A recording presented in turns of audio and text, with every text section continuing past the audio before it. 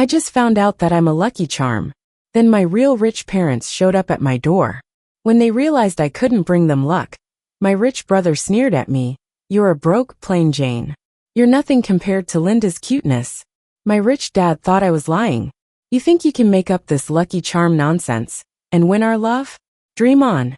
My rich mom dismissed me completely. I wish I'd never given birth to you. I wish you'd just die somewhere.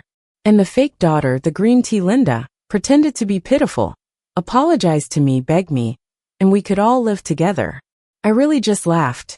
If my real rich parents can't love me, why don't I just turn my adoptive parents into the real wealthy ones? Since I was little, I'd find money on the street.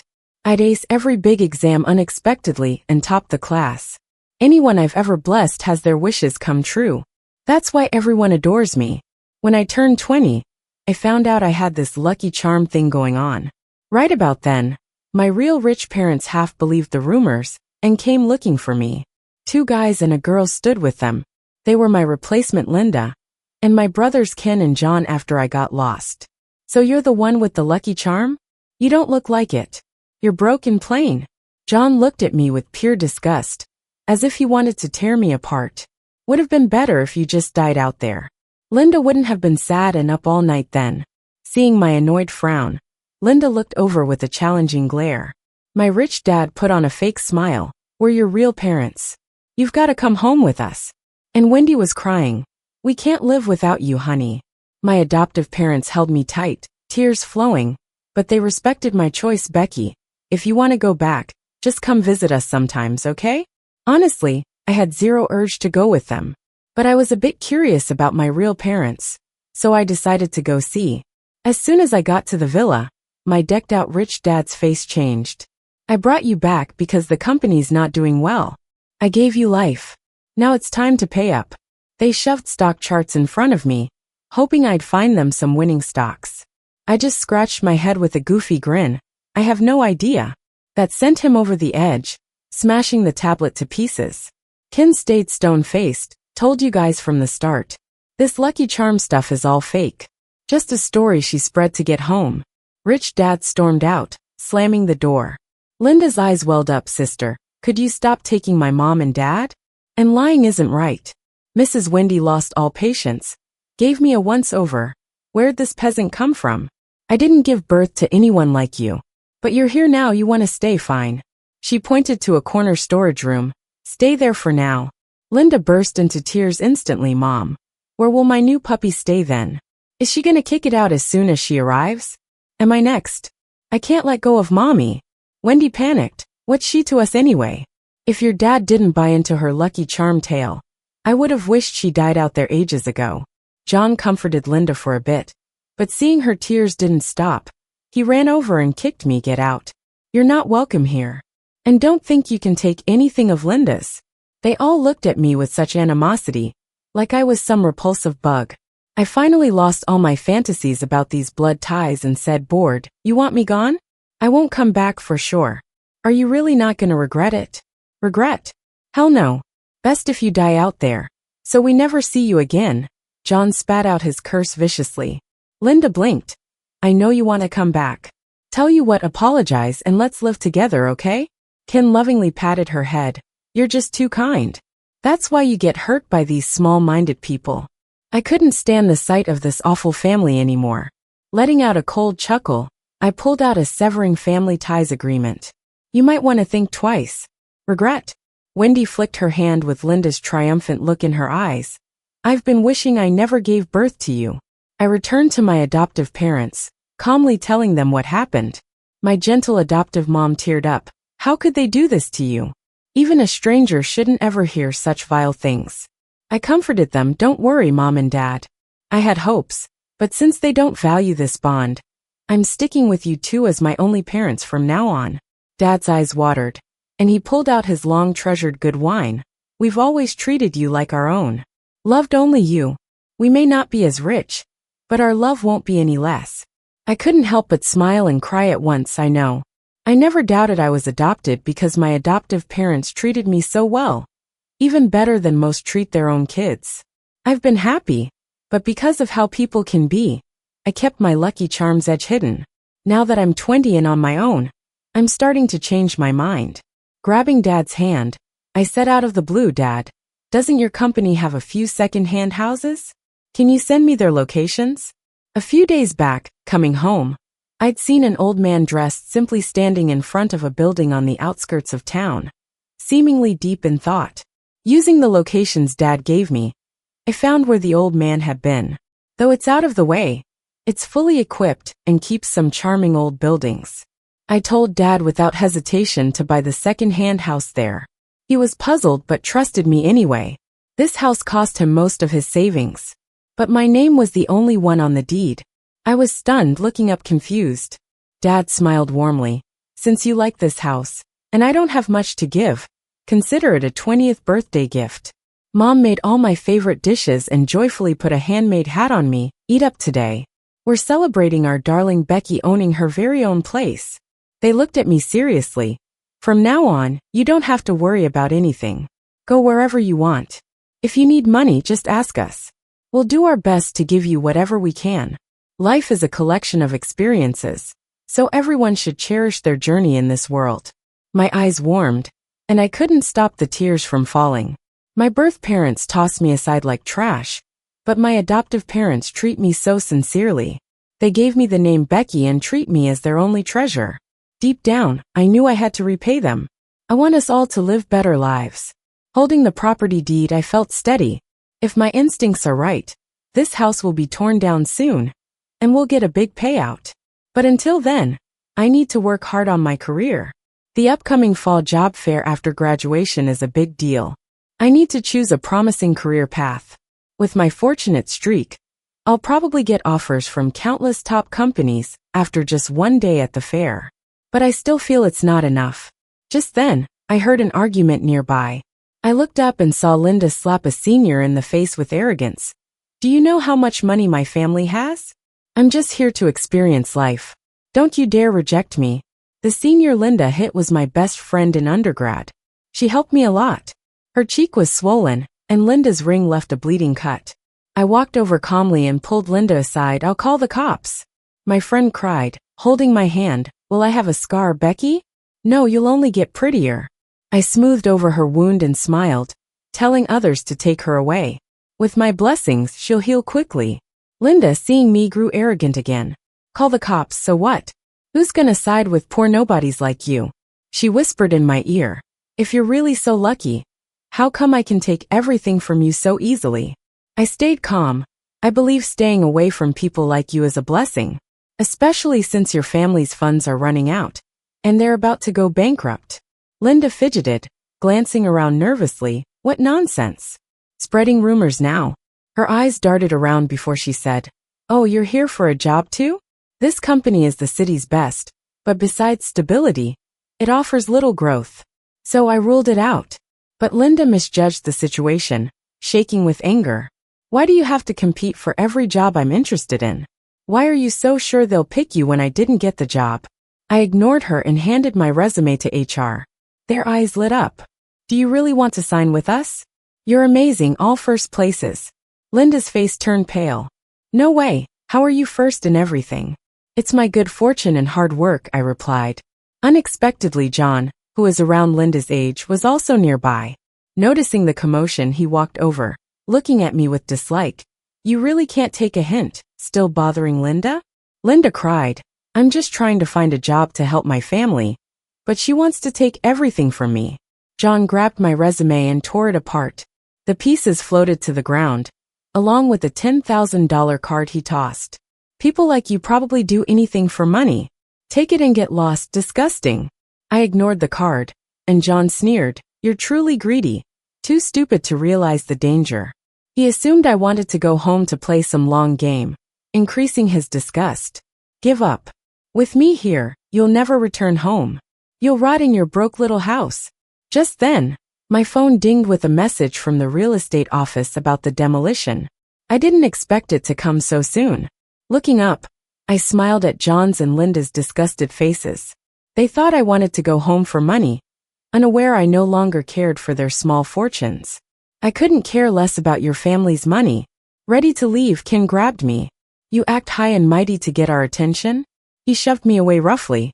Give up. No matter how hard you try, you'll never match Linda in our eyes. Seriously? Laughing, I showed them my phone. A $3 million demolition payout notification. You all are pretty arrogant. Do you not realize there are people wealthier than you? Pointing at Linda, I asked, if money solves everything, then why didn't the company choose her? Maybe your family isn't that special after all. Ken's face paled, understanding his family's financial issues. Yet he remained stubborn. So what? We'll still give Linda everything. Unlike some people destined for mediocrity. He mocked my family as onlookers grew uneasy. But Ken continued. Our Linda doesn't care what you think. Her life's pathway is already set in gold. You should be honored just to cross paths with her. I rolled my eyes. Looks like you guys are about to go broke and become the poor people you always talk about. I gave them a chance to ride my good luck wave. Even if they were a bit nicer to me, I wouldn't have left them alone. But they preferred to dig their own graves. With your so-called good luck charm? John laughed out loud. If you're so lucky, why is your family still broke? You dress like a country bumpkin. Sure, you might have good grades, but only poor kids need to try hard in school. We don't care. Linda saw Ken and John siding with her, and her smile widened. Good grades aren't everything. I'm just experiencing life. I'm ultimately going to run the family business, sis. Too bad. I couldn't care less about your failing company whose financials are in tatters. I pointed towards the restroom. In my eyes, it's worth less than a pile of crap. John was furious and rushed forward to kick me. A few seniors immediately stepped in front of me, holding him back. Who do you think you are? You think you can just hit people in our school? I took the opportunity to give John 5 quick slaps, and then kicked him hard in the groin while he stared at me in shock. That's payback for bullying me and for your family's insults. Instead of targeting me, maybe focus on keeping yourselves in check. And think about Linda's record of fooling around all through college. Can she actually land a job? After saying that, I happily walked away. And just my luck, I found a job at a major company I was eyeing and got hired. I didn't expect Linda to show up there too, in the same group as me. First day of the internship, she tossed a designer bag on my desk and spilled coffee while yelling, Becky, who told you to spill my coffee? I pointed to the security cameras without any expression. I didn't spill it. You can call the cops if you don't believe me.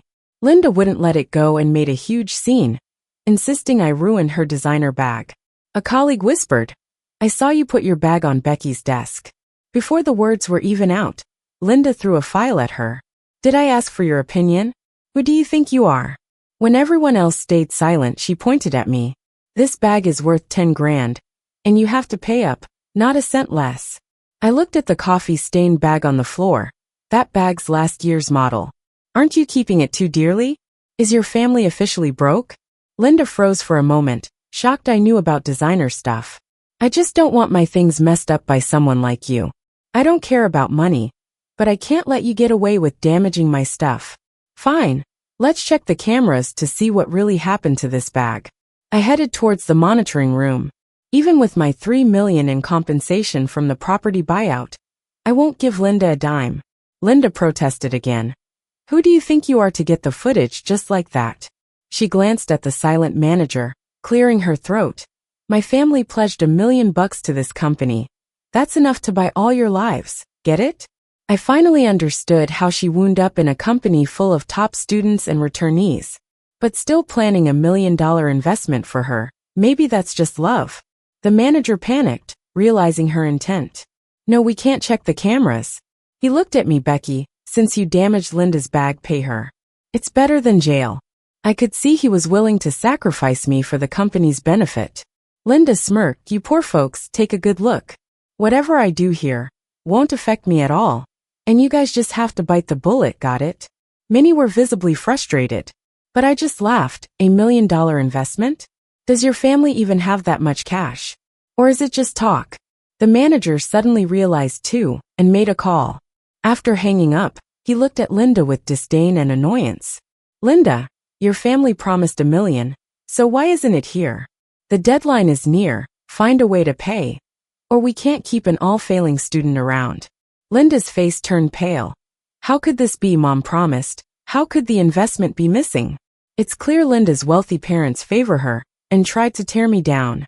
Yet, with investment delays, the situation is likely. Their business crippled, nearing bankruptcy, unable to pay up. Everyone assumed Linda's about to get fired when John barged in with a card in hand. He gave me a hateful look. You seriously got everyone against Linda. You make me sick. I was speechless. Maybe she should reflect when everyone dislikes her. Ignoring me, he slammed the card against the manager's face. Is this about money? Here's 500 grand, now shut up. I noticed his keychain had an electric scooter key and couldn't help but chuckle. Guess John sold his beloved sports car. No wonder he whipped out that cash. The manager's nose bled. John glared at me. You must apologize to Linda today, or don't blame me for what happens next. I quipped, hands folded. Oh, what will you do? Use your crushed dignity or the lower half of your body on me? John's face paled, likely recalling the time I kicked him down there. He gritted his teeth. We're not done over the last incident. How could you do this to your own brother? You should have just died out there. I said, just because you are my family didn't mean you treated me well. Besides, we signed a dissownment agreement, so stop using our blood ties to morally blackmail me. John was all talk and no action, almost lunging to hit me before our manager stepped in. There's only 5 million here. When's the rest coming? Given the company's reputation, Linda won't have much peace until the agreement's fulfilled. John's face went pale. Linda clung to his hand, sniffling. John, Dad promised a full 10 million. I took this job to help out more. Don't worry, Linda, John assured, puffing out his chest. He even shot me a challenging look. You're the family's sweetheart, unlike some debt collector scum. We'll get you whatever you want no matter what. Hearing this, Linda finally grinned. Let's settle the money today then. I promised to give it my all at work. John hesitated, but soon enough his eyes lit up. It wasn't long before he sent over the remaining 5 million from his phone and showed it to me. See that? You might never see this much cash in your life, and definitely won't have such good fortune. The manager took the money, stopped targeting Linda, and left silently. The conversation shifted back to Linda's bag. She laid the IOU on the table. I know you're broke, but you can take out a high-interest loan or sell blood. Isn't that what poor folks do? I stopped holding back, showing the balance on my bank card. Watching their wide eyes, I settled into my chair. Linda, has no one ever told you you're not just arrogant, but also quite stupid? A mere 10 million stressed you out. I couldn't care less about that amount. I even had my adoptive father buy a few lottery tickets. I believe we'll see results soon. I joined this company because I value the sense of achievement from my own efforts. Even with financial security, I'm not short on cash. But like you said, having money doesn't mean I owe you. I'm not paying for something I didn't break. Linda flew into a rage. Where'd you get all that money? Did you steal it? I'm calling the cops on you. Just then, John's phone began to ring. Report it now. A furious voice from the other end ordered. The last 5 million from the company's account is gone. The creditors are at our door. John fumbled, too scared to admit he transferred it himself. Linda caught on quickly, pointing at me. It was Becky, she took all our money. We need her to return it all. Soon enough, their dad rushed over. He lunged at me, ready to hit. How did I end up with a daughter like you? I sidestepped him, letting him miss, reminding him. We signed a legal document severing all ties. Legally, I'm not your daughter. So stop calling me that. Linda yelled, it's all Becky's fault. The company's in this mess because of her. She should compensate not just the 10 million, but add another 20 million for breaking the cash flow. She was trying to bleed me dry.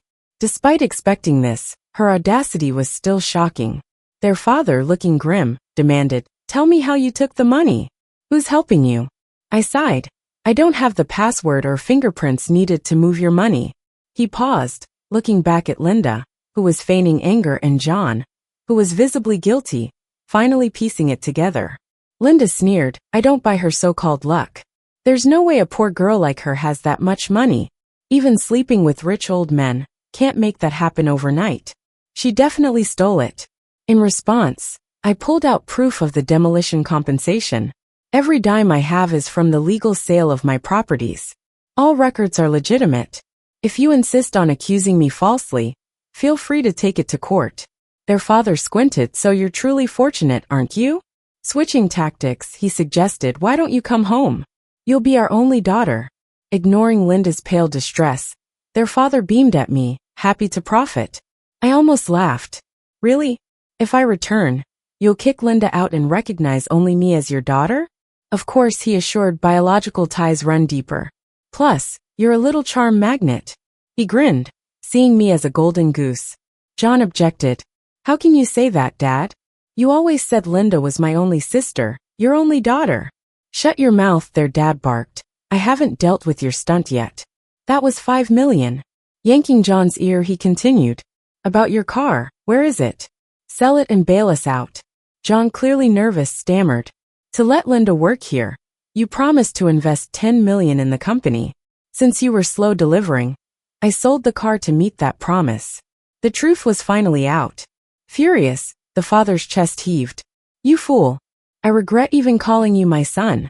The manager then said quickly, the investment's been received. It's non-withdrawable, as per our agreement.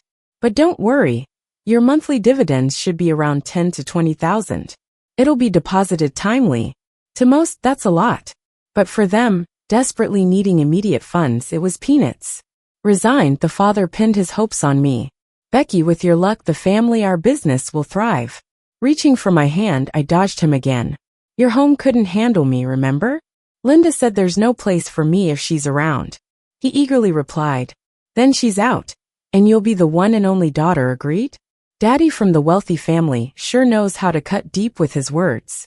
But my mission was already accomplished, so I grabbed my bag. I'm just joking around. I'm not as cold-blooded as you. My adoptive parents raised me for over 10 years, and now it's time for me to repay them. They're my only parents. The wealthy dad gritted his teeth. Then you need to give us money to repay us for bringing you into this world. Just then, before I even realized it, my adoptive dad, who had come to bring me food and noticed I hadn't come downstairs, made his way up. He stood protectively in front of me. This is my daughter. Who gave you the right to yell at her? Then he turned to me, gently touched my cheek, and said softly, don't worry, honey. Dad won the lottery. We don't need to be afraid of them anymore. Having a good luck charm doesn't just affect the people around me. I'm particularly sensitive when it comes to financial luck. Before heading to work, I had already predicted the lottery numbers for my adoptive dad. He smiled from ear to ear, patting my head, calling me his lucky charm.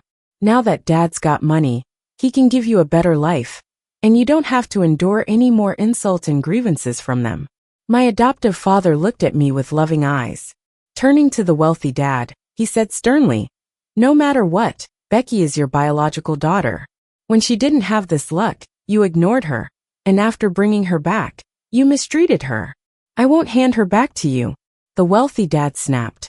What you say doesn't count. I linked my arm with my adoptive father's.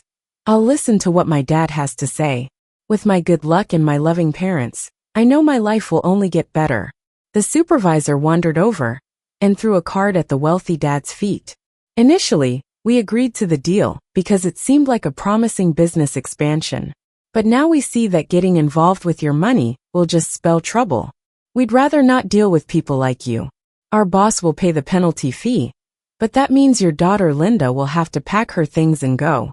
Colleagues started helping Linda pack up her stuff, even tossing the $10,000 bag that had accidentally gotten coffee stained right at her feet. Hey princess, you might want to sell that bag on a resale site. Maybe it can help patch up some financial mess at home. Oh wait, but that bag is last year's trend. Who knows if it'll even sell? Linda glared back and pointed at everyone. You all listen to Becky and are picking on me, aren't you? Then she viciously turned to me. To get back to your family. How could you do something so despicable? I stepped forward, leaving my adoptive dad. I never wanted anything of yours. It's you with the victim complex every day. And it's your treasured father who said he'd give you up for money. What's so great about them? It was only now that I truly believed in my good luck. Born in this wealthy family, realizing the problems early on, which led to being mistakenly taken and raised by my adoptive family. They're everything to me, always giving me their best. All I wanted was to be their little lucky star. I coldly pushed away the wealthy dad's grasp. You chose to abandon me, so you have no right to expect me to stay. Not all mistakes can be forgiven, especially when I feel nothing towards them now. Debt collector calls came one after the other. The wealthy dad, in a fit of rage, started smashing things on his desk. Finally, he picked up a call. Wendy's frantic voice yelled, "We're broke, honey. You said there was $500,000. Pay it off first. Also, sell Linda's jewelry and bags and John's car." Linda heard and went berserk, grabbing the phone and screaming, "How dare you sell my stuff? How dare you?" My adoptive dad suddenly took my hand. "Your mom's lottery won us $100 million. We'll never have to worry again. The money's on your card now, Becky. Just do what you love. We'll always love you." I grinned happily. Are we going to be on the city's rich list now? Of course. But it doesn't matter if we do or don't. Your mom and I just want to give you the best. Looking at my satisfied dad, I helplessly smiled. There will always be people who cherish me. As for feelings not worth harboring, I glanced at the wealthy dad and Linda arguing, then turned away emotionless. Behind me, a loud crash from the floor-to-ceiling window, followed by Linda's heart-wrenching scream. "You're useless. You can't even manage the company. We might as well die together." Linda and the wealthy dad, along with her designer bag, tumbled off the high rise like kites without strings. John stood there dumbfounded, and moments later collapsed to the floor, disbelief painted on his face. The mighty have finally met karma. With the lottery windfall, most was donated to charity to help those in need. There's enough left for my adoptive parents and me to live a happy life and pursue our dreams. Everything is good. The end.